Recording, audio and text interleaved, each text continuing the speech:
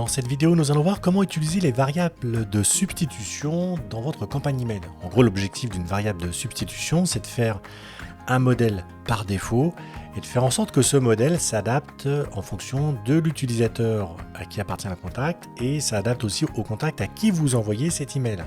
Par exemple, vous souhaitez personnaliser votre email avec le prénom et le nom du contact, ou juste le prénom.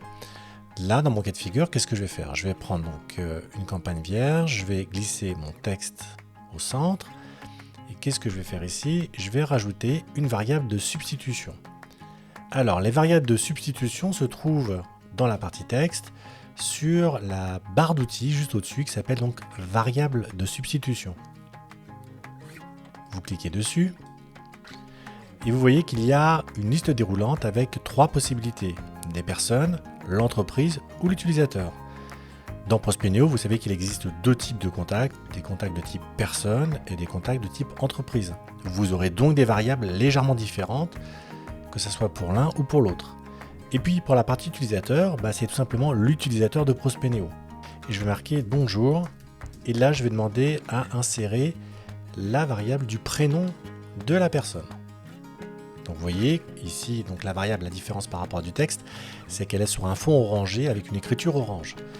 En faisant ça, automatiquement, quand je vais envoyer ma campagne email, la variable prénom va se changer avec le prénom de mon contact. Mais je vais maintenant insérer une signature. Je vais ajouter une section et dans cette section, je vais ajouter la signature de l'agence, c'est-à-dire sa photo, son téléphone. Là, ce que je vais faire, c'est que je vais donc rajouter un bloc texte. Je vais enlever le texte par défaut en lorem.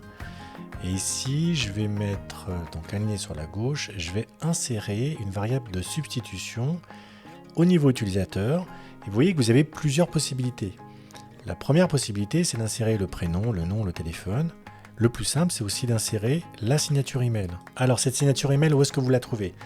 Quand vous êtes dans Prospeneo, il suffit d'aller dans configuration, utilisateur et sécurité, et c'est la signature email que vous allez retrouver par exemple juste ici. Donc voilà, c'est la signature que vous allez insérer. Donc si je reviens maintenant sur ma campagne email, vous voyez que automatiquement, en fonction de à qui appartient le contact, en fonction du conseiller donc à qui appartient le contact, la signature va automatiquement s'adapter avec la signature qu'on a vue tout à l'heure.